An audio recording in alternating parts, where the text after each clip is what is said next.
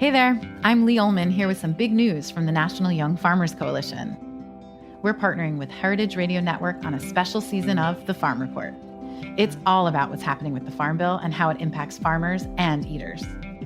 I am growing diversified vegetables on land that's been in our family for 150 years. And so with the pandemic, gentrification, property values going up, we had to sell the land and we lost it. Join us as we uncover the untold stories behind this massive piece of legislation that shapes how we grow our food, what we eat, and so much more. The problems we have had, those are things that come from earlier Farm Bill and USDA policy, right? Like Earl Butts, get big or get out. You know, it's my responsibility to know not only what I'm eating, but then like how that all came to be. And realize like, wow, like this piece of legislation, all this money, like it's technically something that I support as a taxpayer. While Congress debates the next Farm Bill, this is not just an invitation to listen. It's a call to action. Be part of the conversation. Subscribe to the Farm Report on Heritage Radio Network, wherever you listen to podcasts. Today's program was brought to you by Fiji Water and Patina Events at Brooklyn Botanic Garden, an idyllic location for weddings, corporate events, and parties of any style. Visit us at patinaevents.com. You're listening to Heritage Radio Network. We're a member-supported food radio network broadcasting over 35 weekly shows live from Bushwick, Brooklyn.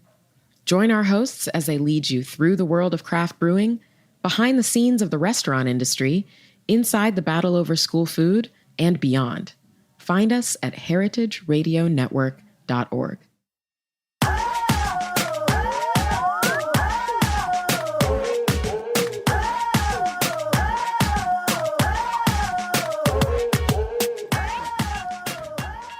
Hello, and welcome to A Hungry Society. I'm Portia Wilson, and this is the show where we talk about food, food media, and so much more. Today's guests are TJ and Hadley Douglas, the husband and wife team behind the Urban Grape, an award-winning wine store in Boston that has been profiled in the Boston Globe, Boston Magazine, and the Boston Herald. Recently, the couple published their first book, Urban Grapes Drink Progressively, a wine guide and introduction to wine that they call, and an introduction to what they call the progressive scale, which helps the connoisseur and the casual drinker pick the perfect bottle of wine to fit their tastes. Hadley and TJ, welcome to Hungry Society. Portia, happy to be here. It is so good to have you here.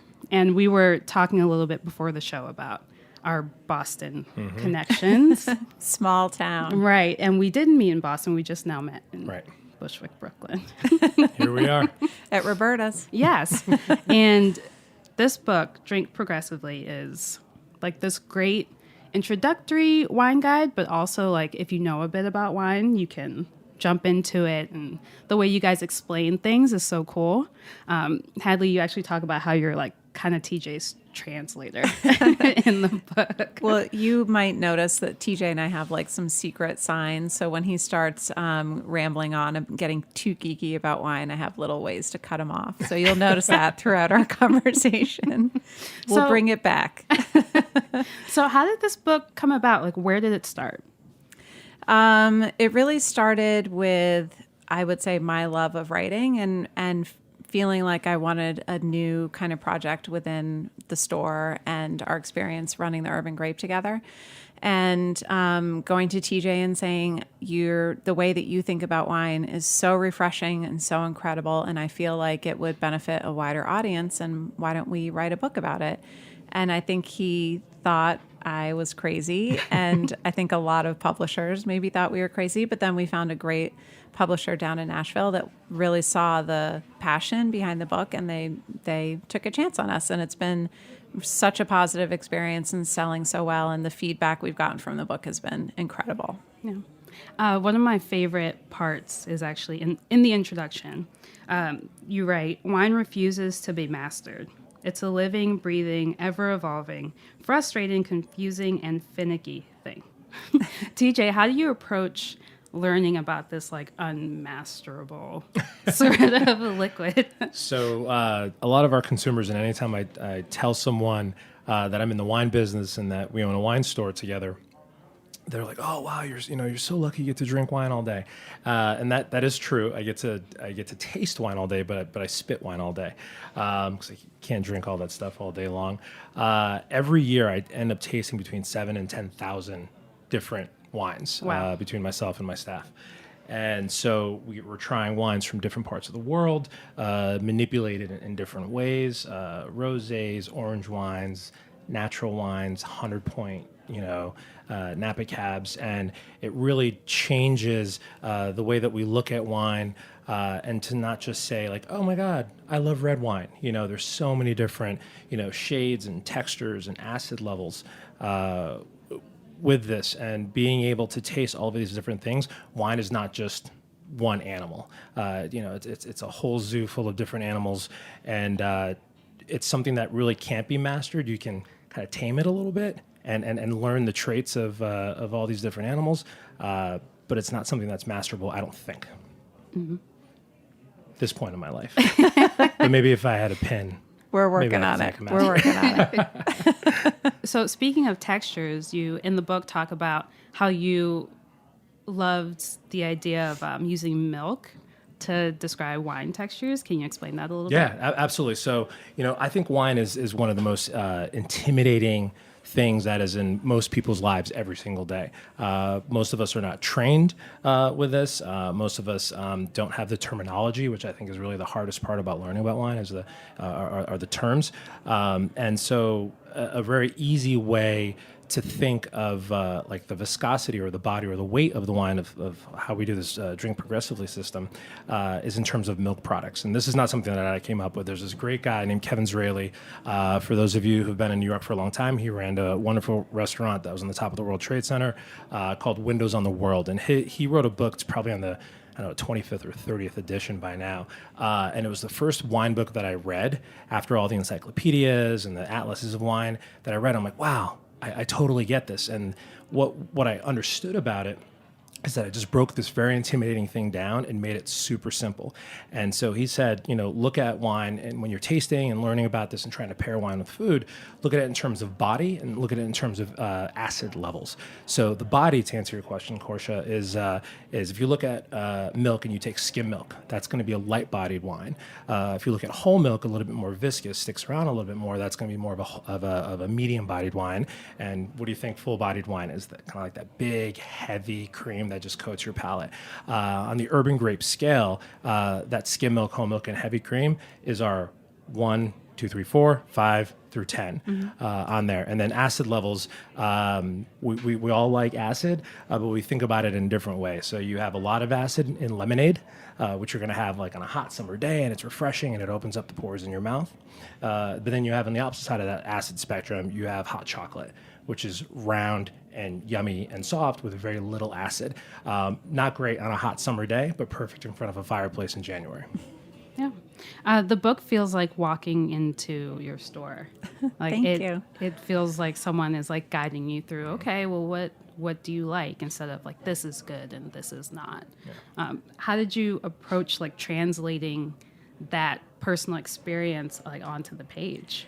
It's so funny that you just said this is good, because when we are interviewing for people to work at the store, TJ will say to all of them, never say this is good, because that's his restaurant pet peeve. If you're like, how's this steak on the menu? And your server's like, oh, it's good.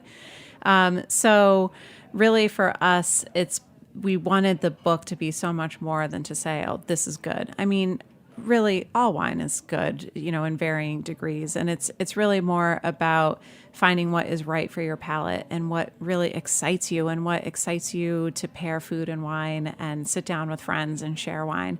And so we wanted to really have a book that felt conversational, felt approachable, and was something that people could sit down and read, but didn't feel like they were reading a wine encyclopedia. It was a little bit more like strolling into our store and talking about, okay, well, I'm making beef bourguignon, and what should I drink with that tonight?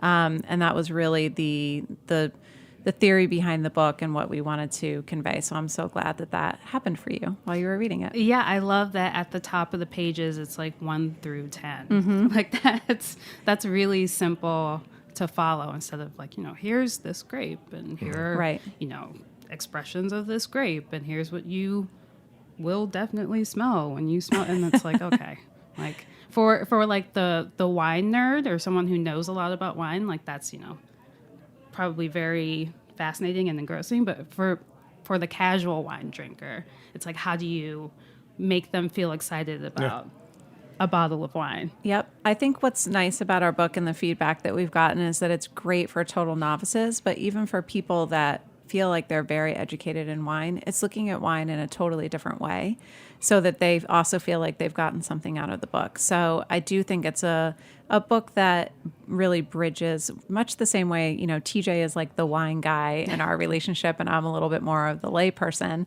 I feel like our wine book does that too. It's there for the everyday drinker, but it's also has something interesting for people that really feel like they study wine. Yeah, there's also a chapter about how to order wine in a restaurant. And I love that you say, while you're waiting or like looking through the wine list, have a cocktail, like have a beer. Because I think there is so much pressure on like, here is this like, sometimes it's like 20 pages long of these different wines, and, you know, don't have anything until you pick this wine and you talk about it and you decide a price, and you guys make it really like casual and informal. Like you're sitting down in a restaurant, enjoy yourself, like have a drink, peruse through, talk to a manager or a som or your server about a wine. Can you talk about that process in a restaurant? And well, I almost never reach for the wine list when I'm with TJ, although when I'm with like my girlfriends, they'll always push it over to me. So I'm going to let TJ take that question. Yeah. So part of my background, I was in the restaurant industry for about 14 years. And, you know, standing tableside and seeing diners, our guests being uncomfortable with the list is what wasn't fun for me, and I really wanted to find a way to make it comfortable with them. The way that I used to design a few wine programs, which a lot of great restaurants do it this way, is doing it in a progressive format. So at the top of the wine list, it'd be a lighter bodied wine, skim milk, a 1. And at the bottom of the wine list for that same, whether it's white or red, would be the heavier.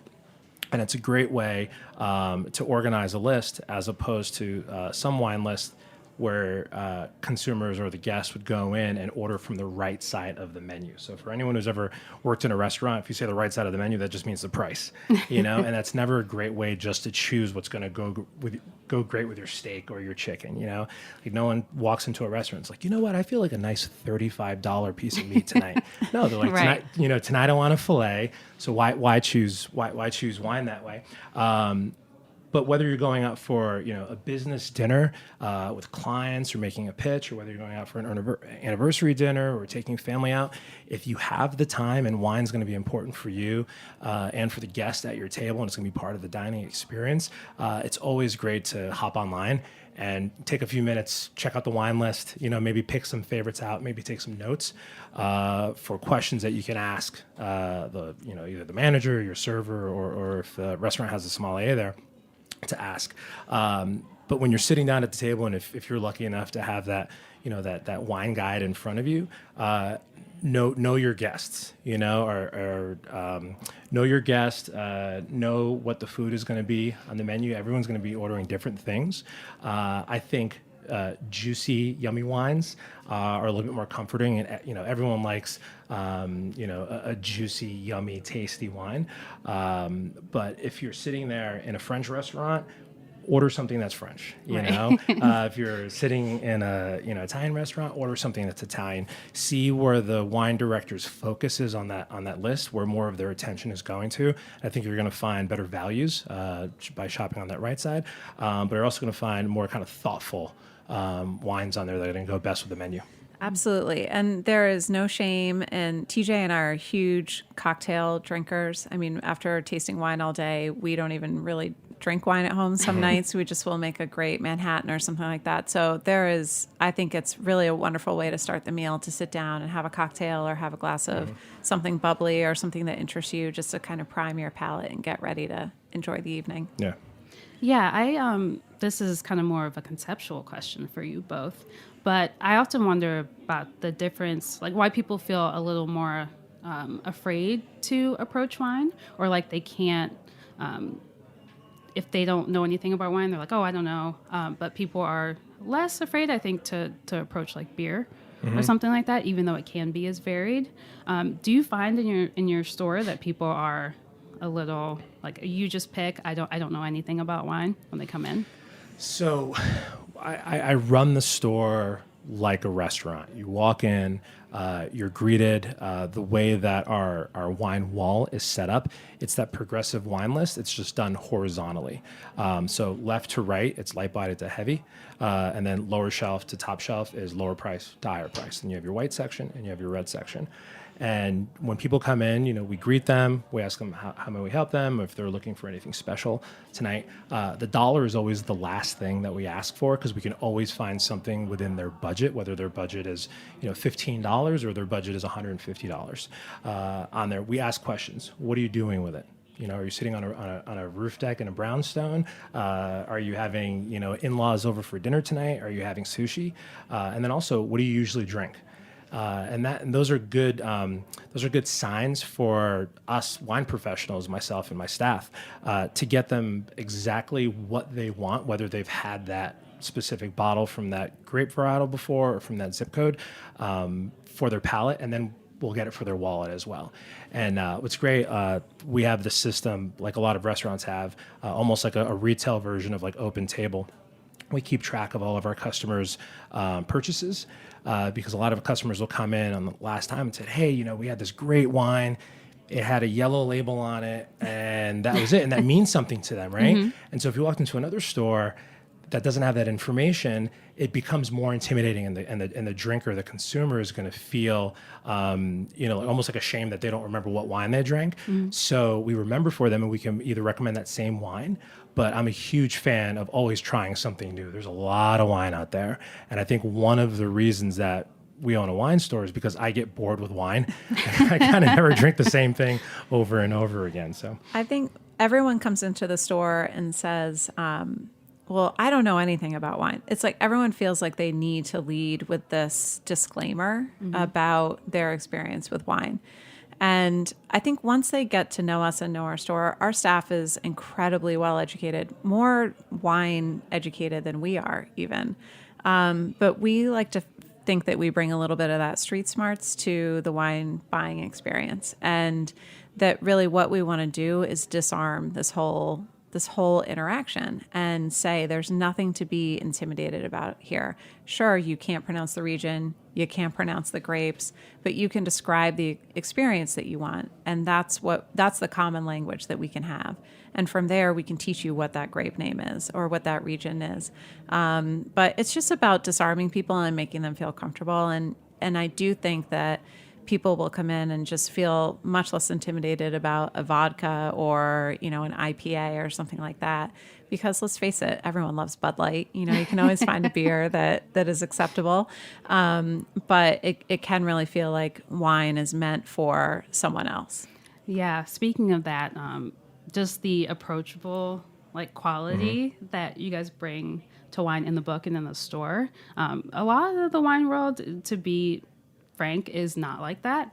It often feels like it's meant for someone else or a certain kind of person. And I think that kind of makes people feel like, oh, I can't touch that. Mm-hmm. Do you guys experience that as well? Totally. I would even say sometimes we feel like the wine world isn't even for us sometimes, because TJ, who is our wine expert, doesn't have that somm pin. I say all my friends are somms. But. Yeah, he has a lot of friends who are somms, but that's never been his route. He's wanted to be 100% self-taught and self-trained, and I very much come from the same idea of all this, and I think that it is helpful for it to have people like us also in this wine conversation. People are saying wine can be accessible. You don't have to sit in a classroom to understand wine. The most important thing about understanding wine is trying wine, tasting wine, getting out of your comfort zone, trying different regions, trying different grapes, understanding how a wine in, the Pinot Noir wine from Oregon relates to Pinot Noir in Burgundy. And why is that? What's happening in those two regions that's very similar? And you don't have to sit in a classroom to understand that. You just have to get out there, experience. And if there's anything that anyone takes away from our book or takes away from coming into our store, it's that we're just two people who love wine, and we've been able to really create this life and make it a huge part of our lives. But we didn't start in a classroom. We didn't start with, getting our pins, and there's nothing wrong with that route. But sometimes you just got to get in and get dirty. Yeah. So speaking of the wine industry and the wine world, what changes would you like to see, both of you, in the wine world? This was our whole conversation down from Boston this morning. You had a very pensive look on your face, like you were like, "Where do I start?" Yeah, where do I start? I absolutely love this industry. I've been a dishwasher, I've been a waiter, I've been a general manager, a wine director, a salesperson, a wine shop owner. I've been in at least in the Massachusetts market, I've been on three sides of the wine industry.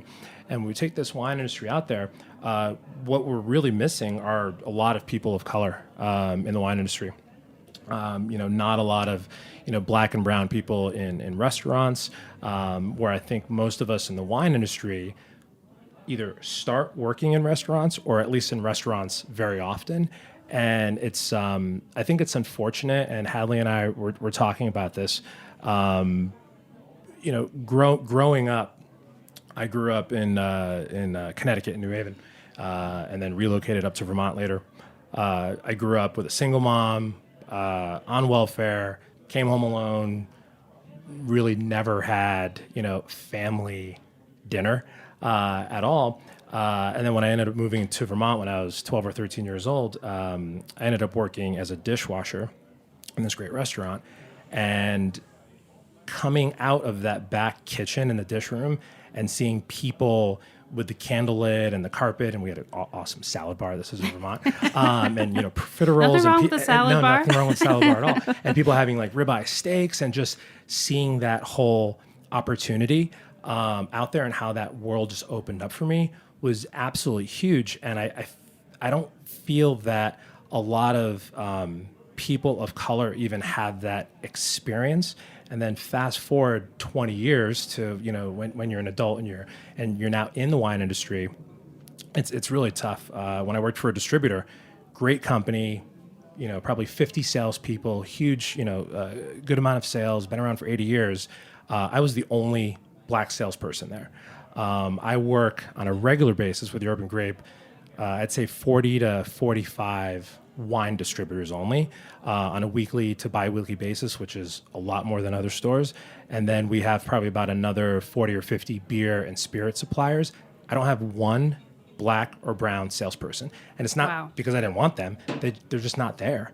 And I think that's something that changed. I think we have to get more people of color, into restaurants, into culinary programs, get them out of the back of the kitchen and into the front of the house where they see all this action going on. So I'm getting a little long-winded on that, but no, you're fine. Where were you on that? You were supposed to. I love listening to you talk about this stuff. I mean, we talk about it all the time in terms of the accessibility factor. And, I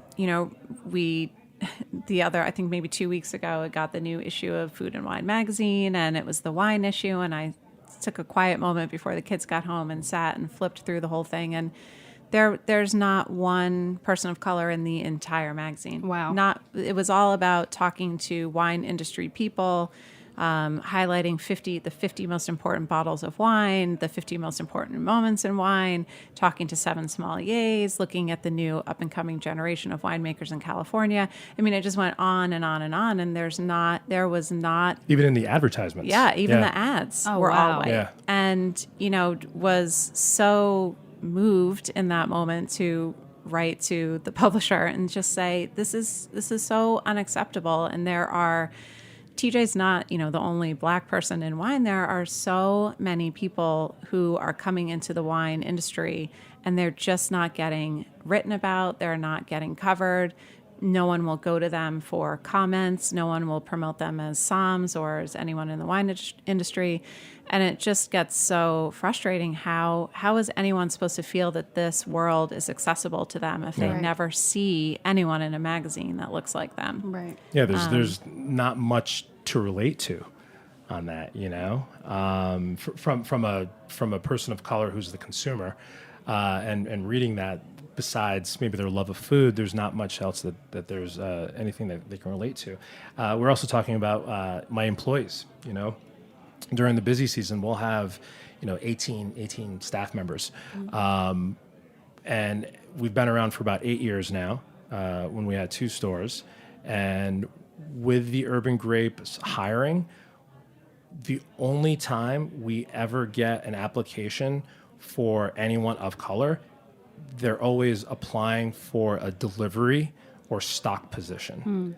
We have, I think, one time 8 years ago had someone bring in a resume, and we met them, and a young black woman, and that was it in 8 years. And it's just like people aren't even, there are not a lot of people out there right now that are visible, especially in Boston, because of the accessibility. Now, granted, we're here in New York, the dining mecca of the world. So hopefully this is a little bit different down here, but I can't really speak on that. Yeah, it's still pretty. Just as a diner, it's pretty frustrating to. I think that there's still those issues as here as there are in Boston and in many other cities, and I think part of it is owners aren't creating clear paths to different roles in restaurants for people of color, as they would for white servers or back waiters or line cooks.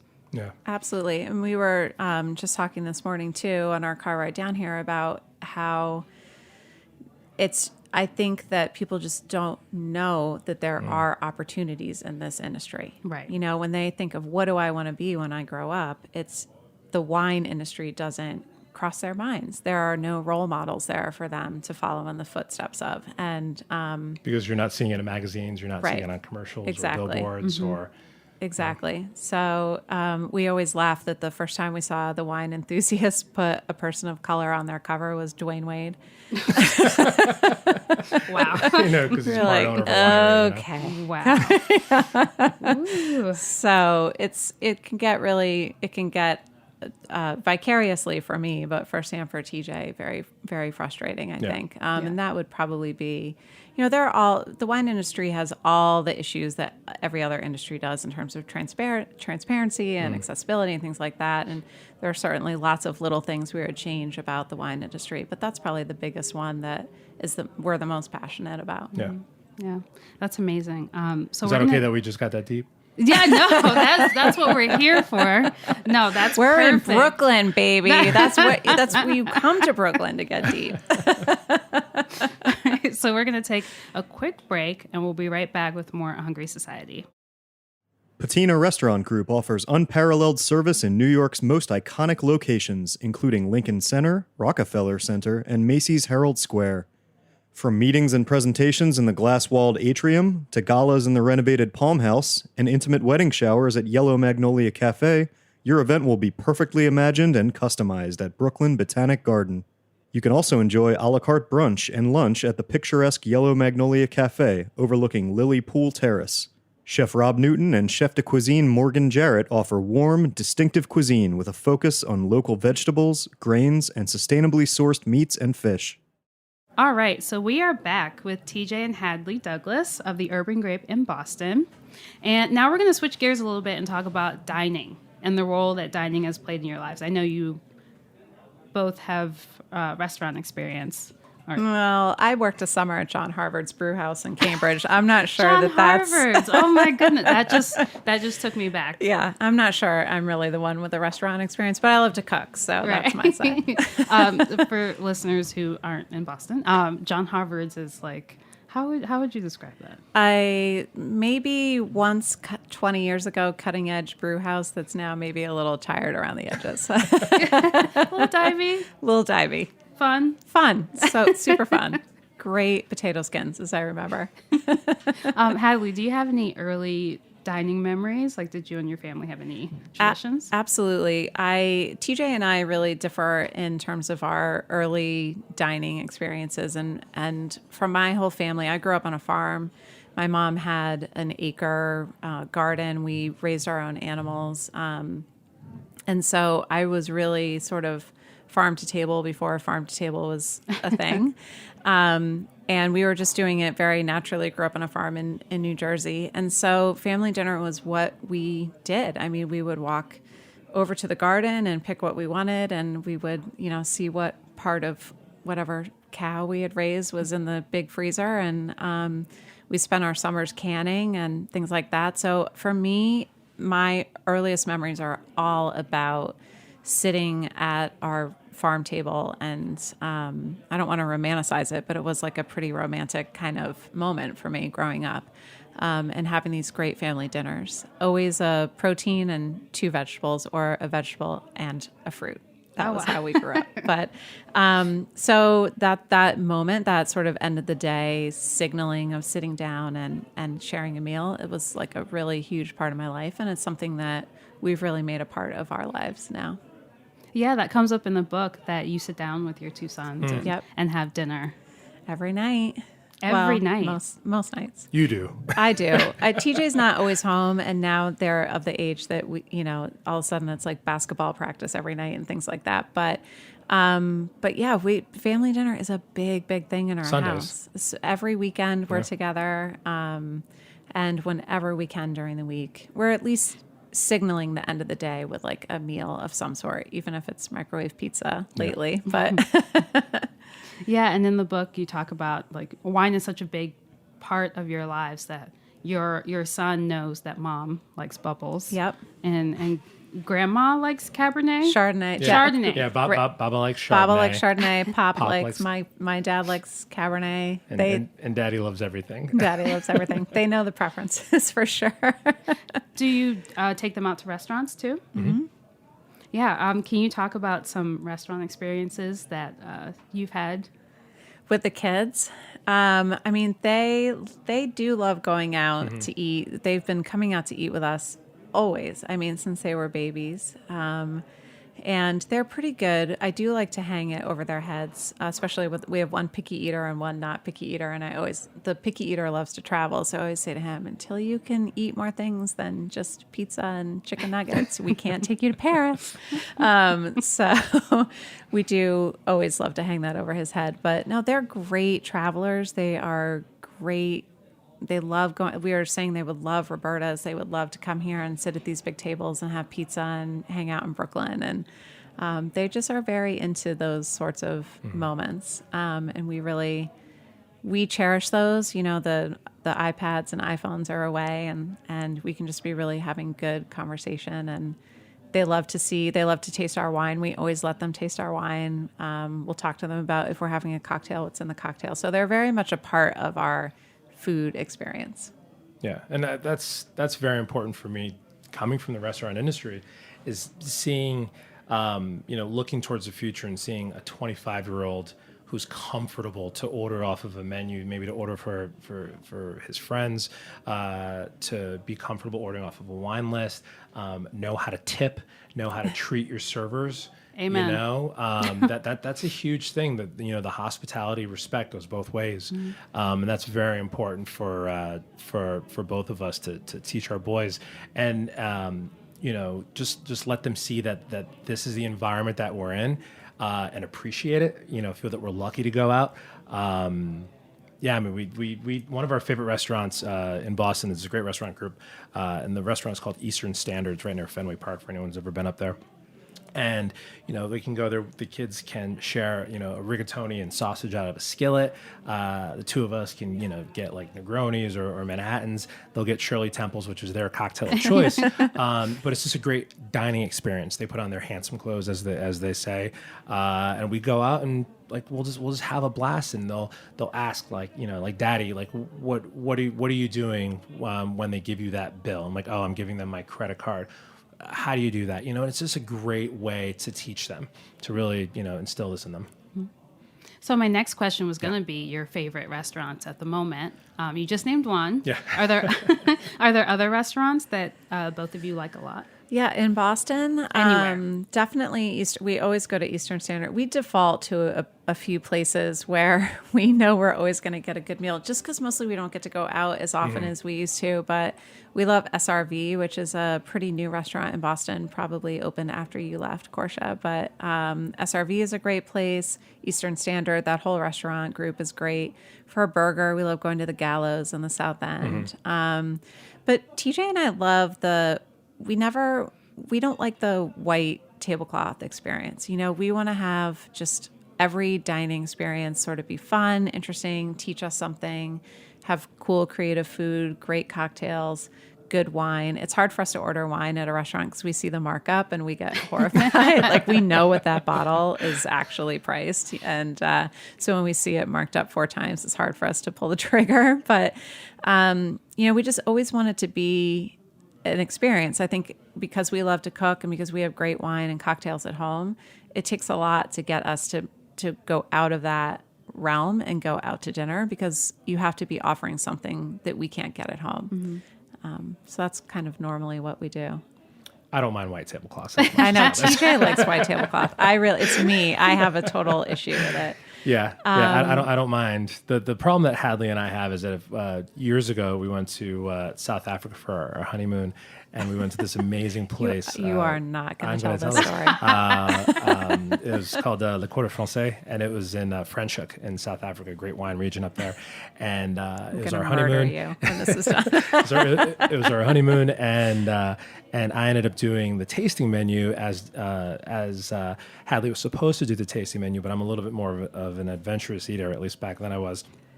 And the tasting menu was paired of all the 15 courses with wine. Each course, so 15 yeah. Okay. So they're probably doing they're probably doing like ounce and a half to 2 ounces. But it was a long dining experience, right? A couple hours. So I had all 15 courses and all the wines.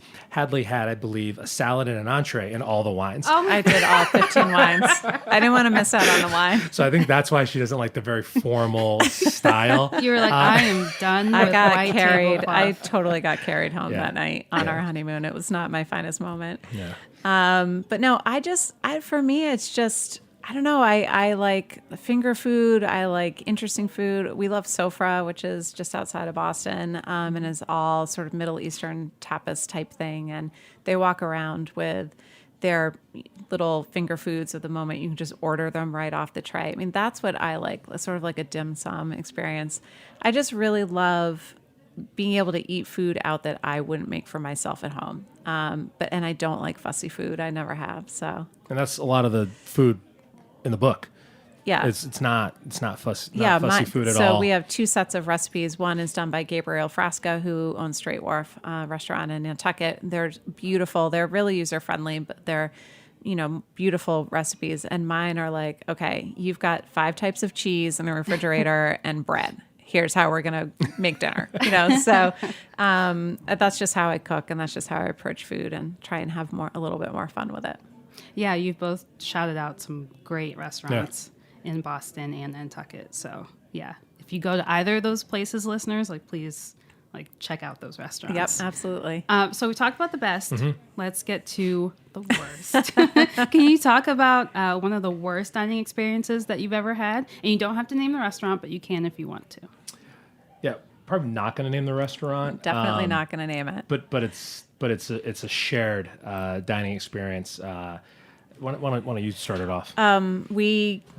This is a restaurant in New York, actually, and we had to make reservations, 6 months in advance or whatever, and you have to call and fight your way into a reservation. And we were so excited. We came down here, took the train down, got a hotel room, left the kids at home. We were down here for a couple days just to have fun, and went to this restaurant for a tasting menu. I will say the food was great. Food was unbelievable. Experience, like the venue and food were fantastic, but what happened really comes down to like our pet peeve about wine, which is when you encounter a quote unquote wine expert who will take all their knowledge and make you feel like a very small person. And that happened to us with a sommelier at this restaurant. I believe it was over a bottle of Riesling, was it not? It was. I can't remember. I mean, I think I can remember what it was, but yeah, it or was a Burgundy. Yeah, White Burgundy. it was a white Burg, and you know, when you go to a restaurant, they'll present the wine to you, they'll open it, you taste it, make sure it's, you know, whether you like it or whether it's corked or whatever. This is a restaurant where they taste it for you, and then they just present it. And the wine was pretty corked. Ooh. And we quietly, you know, this was like respectfully. And this is after not many, but a good amount of wine over the course of the evening. And the sommelier immediately flipped from being super nice and super helpful to being rude, to being that we were wrong, that it's supposed to taste like that. And we ended up getting into a whole... It was tense. Yeah. I left to go to the ladies' room for a good 10 minutes while the negotiations were happening. And it turned out like we had this kind of like back and forth, and it got to the point where it's like, you know, the whole thing, like the guest is right. Well, you know, this is one of those situations. And to mention that we were correct. I mean, we tasted them side by side. It got so awkward that we tasted the corked bottle with the new bottle side by side with the Somm, and he was still insisting that they tasted exactly. He wanted you to like prove it. Yeah, he was going to die on that sword that first wine was not corked, and because he missed it. Because he missed it, and he was. Whereas we were like, hey, you know, sometimes the cork doesn't show up right away. It might have tasted fine when you had it, and then 10 minutes later, all the fruit blew off, and all you're left with is the cork taste. And it's okay that it's not a big deal. Like, especially being in the industry, we know when that bottle of wine is corked, the restaurant's not paying for it. It goes back to the distributor. It goes back to the winery, and the winery is reimbursing them with a bottle. So it's not costing them anything except that sense of pride. And the sommelier didn't make that wine. Right, exactly. Right. So we explained all this to him, and he wouldn't have it. He didn't come back to the table for probably about an hour. It was and then tense. It was really tense. Part of the whole experience is that he had to come back at a certain time with, you know, whatever number course. And I said, you know, what would you recommend with this? And he goes, well, whatever you would like, sir.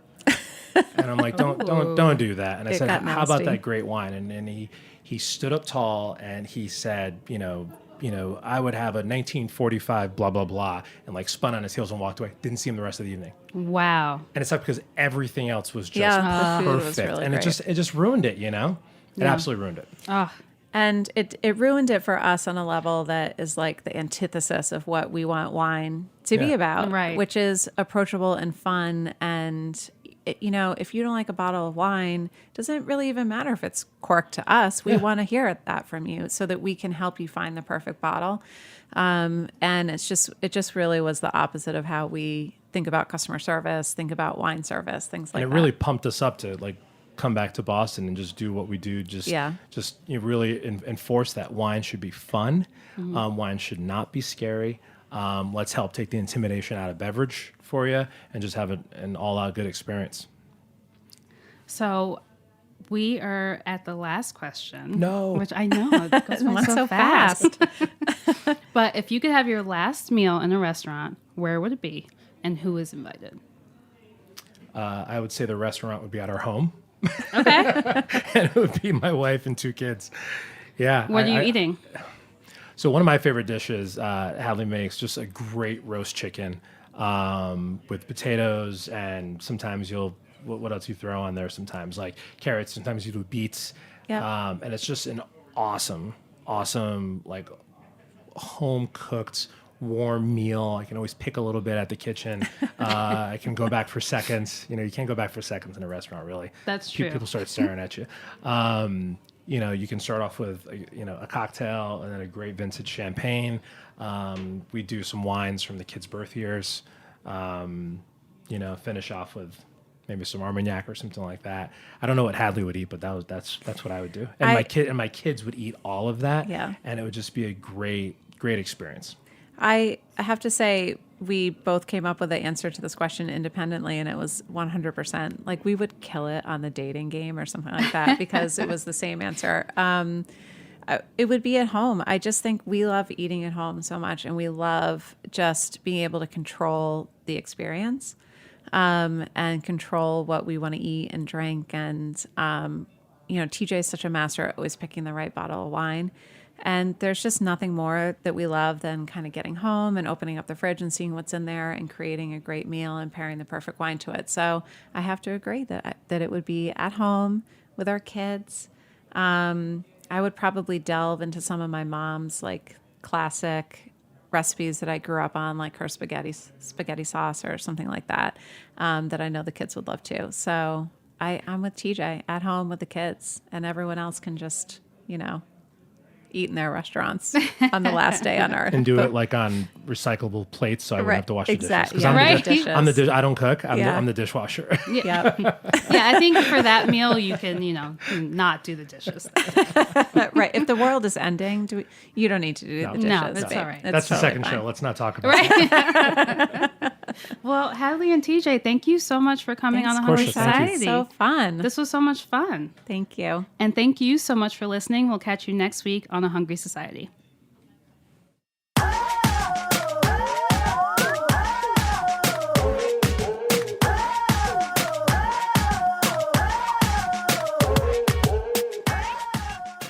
Thanks for listening to Heritage Radio Network, food radio supported by you. For our freshest content and to hear about exclusive events, subscribe to our newsletter. Enter your email at the bottom of our website, heritageradionetwork.org. Connect with us on Facebook, Instagram, and Twitter at heritage_radio. Heritage Radio Network is a nonprofit organization driving conversations to make the world a better, fairer, more delicious place. And we couldn't do it without support from listeners like you. Want to be a part of the food world's most innovative community? Rate the shows you like, tell your friends, and please join our community by becoming a member. Just click on the beating heart at the top right of our homepage. Thanks for listening.